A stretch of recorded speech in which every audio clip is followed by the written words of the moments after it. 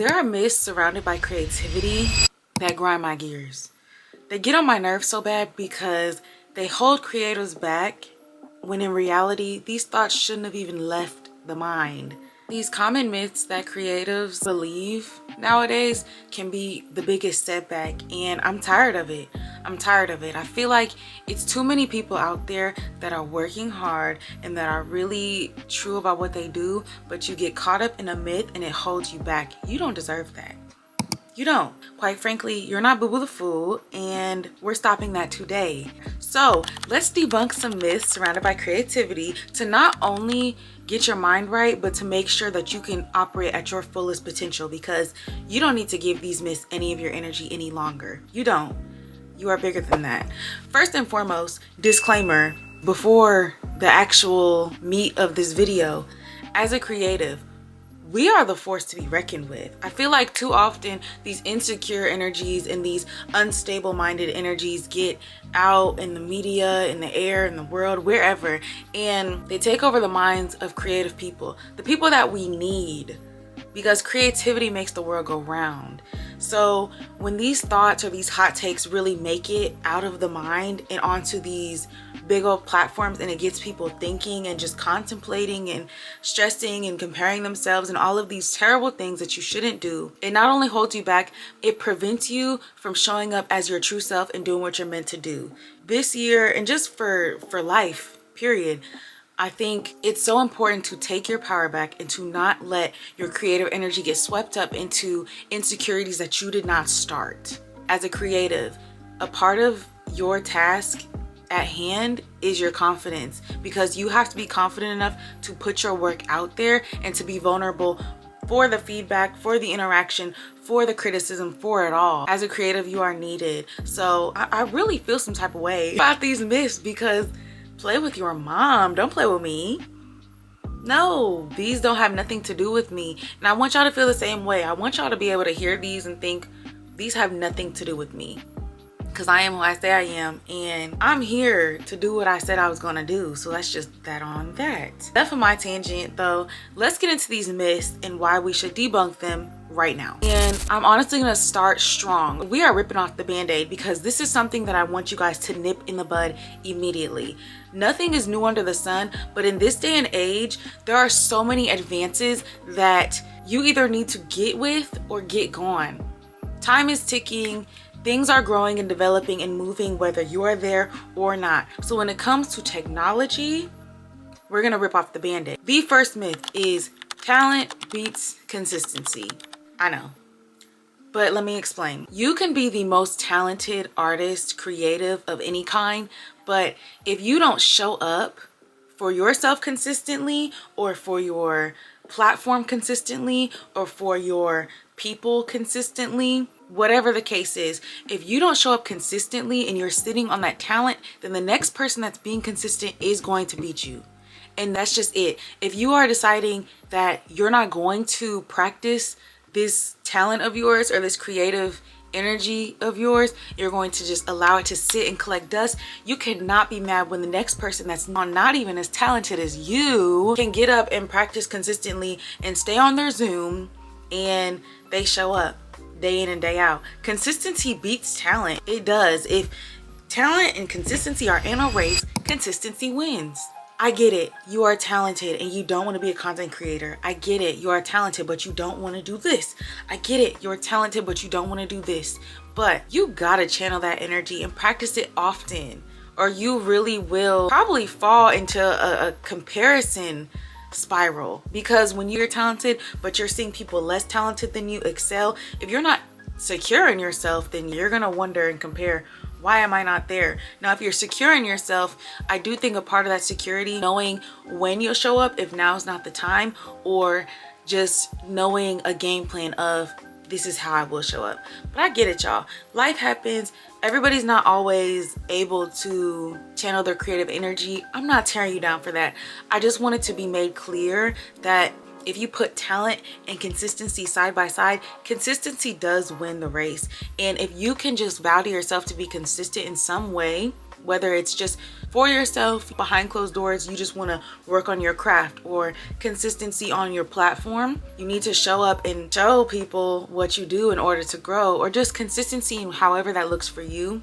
That is what is important. Aside from life happening, that's where I'm trying to get with this is, okay, in hindsight, if this is what I want to do, if I call myself a content creator as a creative, but I'm not making any content, I'm not putting in the work to show up consistently, one, how do you expect yourself to grow internally as a creative? And two, how do you expect yourself to grow externally to the world and just in the creative world, in whatever field you're in? Food for thought, but it's honestly valid, and it kind of hurt my feelings when I thought about it the first time because I wasn't secure in myself. But now it makes complete sense, and you owe it to yourself to be consistent. And if you say that you are a content creator and you're doing this, then you owe it to yourself and your audience to be consistent as well.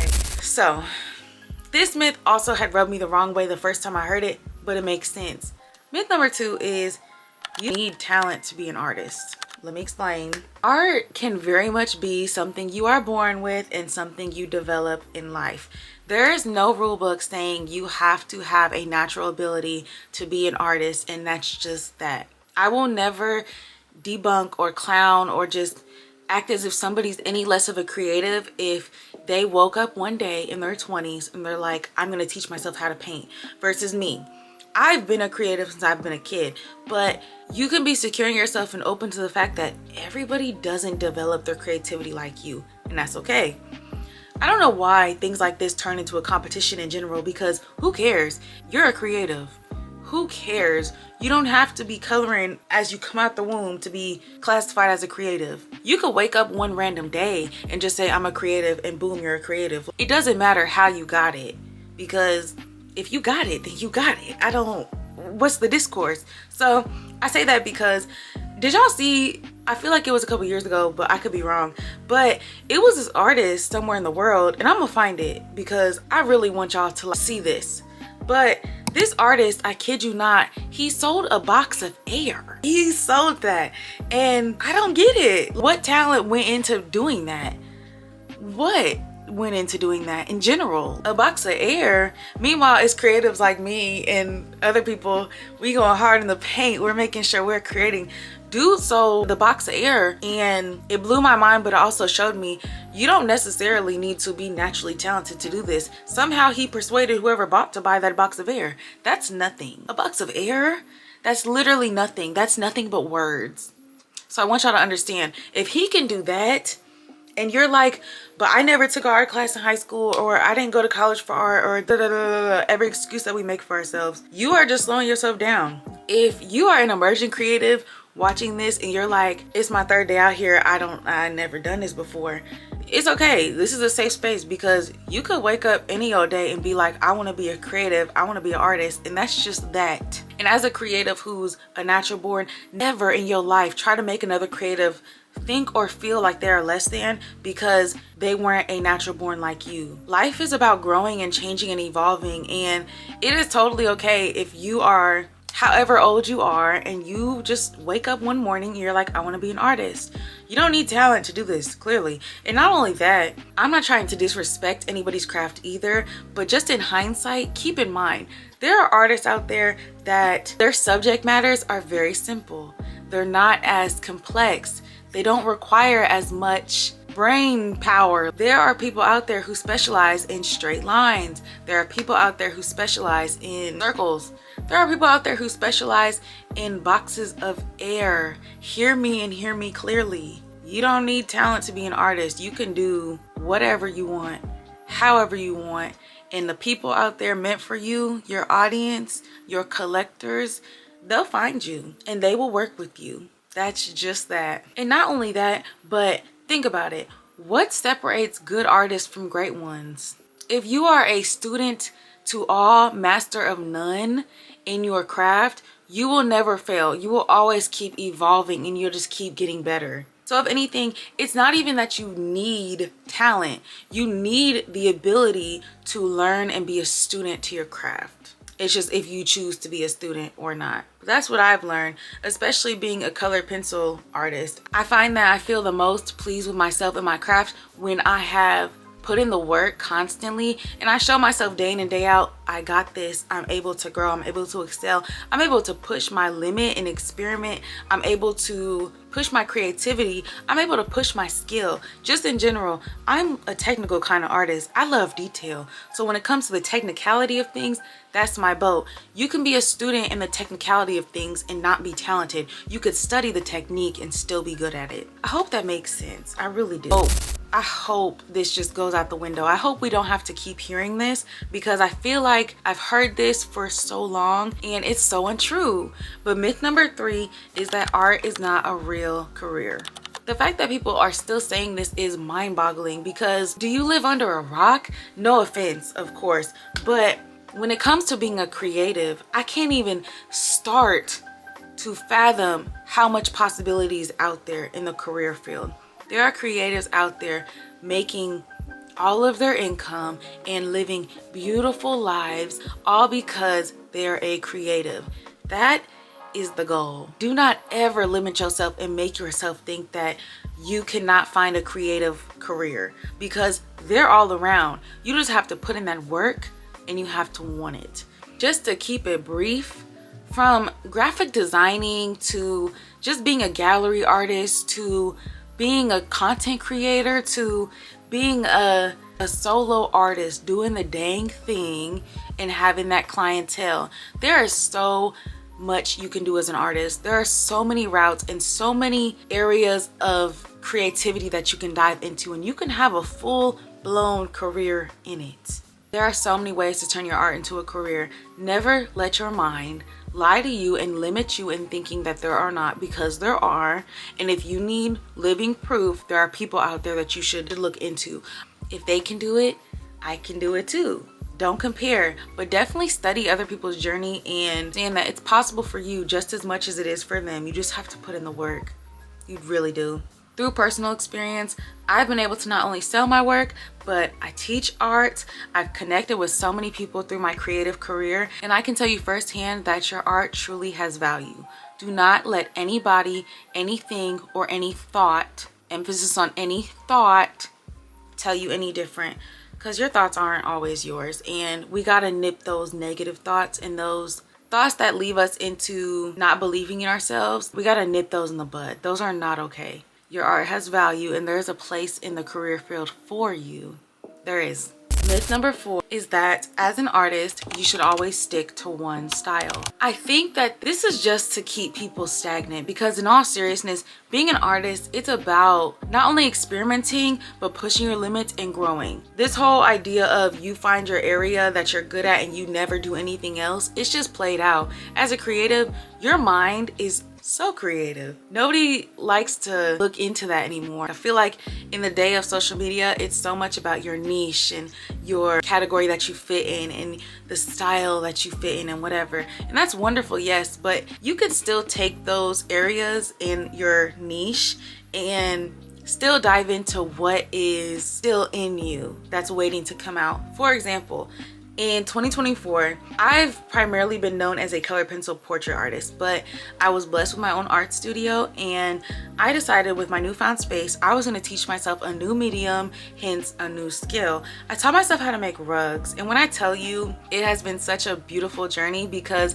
not only did I push myself to master another medium, but I genuinely enjoy it. And as a creative, I've shown myself that you have no limits. You can do whatever you want to do. You're creative. You're meant to. So do not feel limited just because you're good at one thing and you feel like you can't try another. You don't have to stick to a style. Heck, you could do whatever you want. You could do them all. As a creative, being multifaceted is also very fascinating. So do not limit yourself if you don't feel the need to. Now, if you're like, this really is my area of expertise and study and this is all I'm interested in, then of course this is not intended towards you. But for anybody that's been on the fence of trying something new or experimenting in their craft or just playing around and seeing what you're capable of, you don't have to limit yourself. I actually encourage you to go for it. You never know what comes out of it, and most importantly, you will amaze yourself. Talk about a confidence boost. When I learned how to make rugs, Talk about a confidence boost.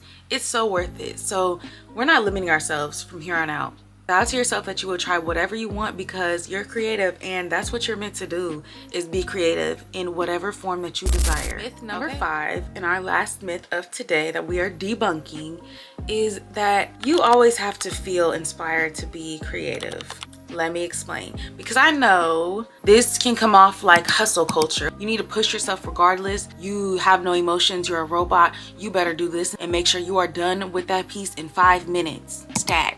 I feel like hustle culture is so prominent in our society nowadays that it's easy to hear that and it's like, dang, you want me to take no breaks? That's not what I'm saying. I do think that there is a benefit from being consistent even when you don't initially feel inspired, because if you let your feelings dictate everything that you do, you probably will not be consistent in an area of anything. For example, say you let your feelings dictate if you want to go to the gym.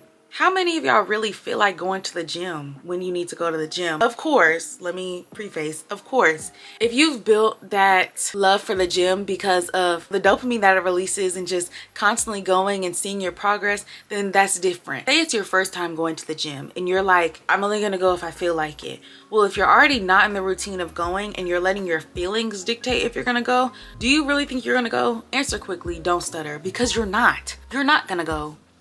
Like, you're not gonna go. And this is why you don't always let your feelings drive your motor, because it's not worth it. Half the time your flesh is gonna deny what is meant for you to do. So when you're new to the gym and you're trying to go to the gym, but you're getting all those feelings in your body and your skin, and you're just like, oh, I'm feeling antsy, I don't want to go. If you're anything like me, because if anything, before I was consistent, I would get more so anxious, but that's nor here nor there.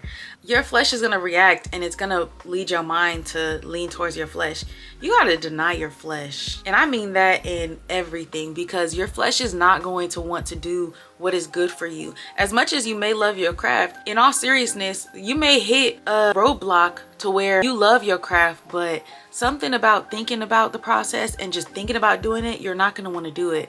Your flesh is going to run you away from doing what you're supposed to be doing. It genuinely will. Like, your body is a temple. Yes, love your body, but understand that your flesh is not going to want you to sit in the area of growth that you're meant to be in. Your flesh is not going to want you to be consistent. Your flesh is not going to want you to grow. Your flesh is going to want you to stay comfortable. And that's why getting uncomfy can feel so weird, because your flesh makes it feel like you're doing something wrong, but you're not. You have to break it, and you have to be stronger than your flesh, because your spirit is stronger than your flesh. You don't let your flesh boss you around. You're stronger. Therefore, when it comes to creating when you don't feel inspired, you owe it to yourself to be consistent. So when I say you don't feel inspired, I'm channeling it from an area of you're allowing your flesh to dictate what you should do. Now, if you are facing a creative block and you truly don't feel inspired, I think there are exercises out there for you to do that will help you generate some inspiration. And also, creative block is normal, so I'm not gonna make you feel bad for being in creative block. I'm just speaking in a sense of you do not feel inspired because you are inconsistent, then that's something you have to nip in the bud and deny your flesh of. But yeah, guys, let's stop believing these art myths today, right now, because you don't deserve to give these myths any more of your energy and attention. It's not worth it. You're too amazing and creative and talented to fold to anything that holds you back from being your truest self. So let's stop believing these. Let's free ourselves from these myths and stay focused on what really matters. As a creative, you need to keep growing, elevating, and being your true authentic self in everything that you do. That's it. That's all. When you get washed up in these myths, you're distracted and it takes you away from who you really are. So vow to yourself today, you are not folding to no myth. Nothing like that even deserves your energy. So which of these myths have you ever believed? This is a safe space. I promise at one point in time, I believe them too. So no judgment, but leave them in the comments below and let's discuss some more myths that we just have gotten caught up on, because you're not alone. As a creative, I feel like this is something that we experience in the journey. So it is what it is. As long as you grow and you understand that you're not going to stay there, then you're doing exactly what you need to do. Don't forget to like, comment, and subscribe for more tips to help you along your creative journey. Thank you for listening, and I'll see you in the next one. Everything's so wonderful, just how I thought it would be, just how I want it to be.